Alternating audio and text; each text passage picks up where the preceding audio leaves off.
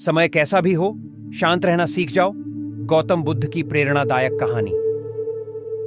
गौतम बुद्ध अपने शिष्यों के साथ एक गांव में ठहरे हुए थे।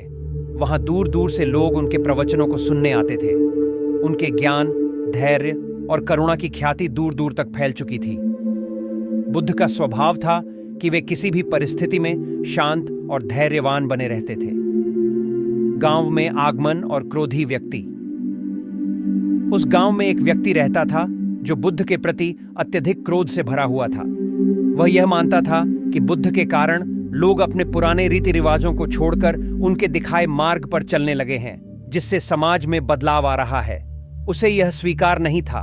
जब उसने सुना कि बुद्ध गांव में आए हैं तो वह क्रोध से भर उठा और तुरंत उनके पास पहुंचा। वहां बुद्ध अपने शिष्यों को प्रेम और धैर्य का पाठ पढ़ा रहे थे।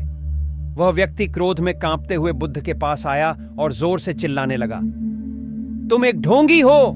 लोग तुम्हें पूजते हैं, तुम्हारी बातों पर विश्वास करते हैं, लेकिन तुम असल में कुछ नहीं जानते। तुम केवल भोले भाले लोगों को बेवकूफ बना रहे हो। उस व्यक्ति ने बुद्ध को अपशब्द कहे और उनका अपमान करने की कोशिश की। वहां उपस्थित शिष्य यह देखकर क्रोधित हो गए। वे कुछ कहना चाहते थे, लेकिन बुद्ध ने उन्हें शांत रहने का संकेत दिया। बुद्ध की शांति और व्यक्ति का चकित होना। बुद्ध ने बिना किसी गुस्से के उस व्यक्ति की ओर देखा। उनके चेहरे पर शांति थी, आंखों में करुणा थी। उन्होंने मुस्कुराते हुए कहा, प्रिय मित्र, क्या मैं तुमसे एक प्रश्न पूछ सकता हूं? वह व्यक्ति आश्चर्यचकित हो गया। उसे लगा कि शायद बुद्ध उसका मजाक उड़ा रहे हैं, लेकिन फिर भी उसने जवाब दिया, हां, पूछो। बुद्ध ने कहा, यदि कोई व्यक्ति तुम्हें एक उपहार दे और तुम उसे स्वीकार न करो, तो वह उपहार किसका रहेगा? व्यक्ति ने तुरंत उत्तर दिया, जिसने दिया है उसी का रहेगा।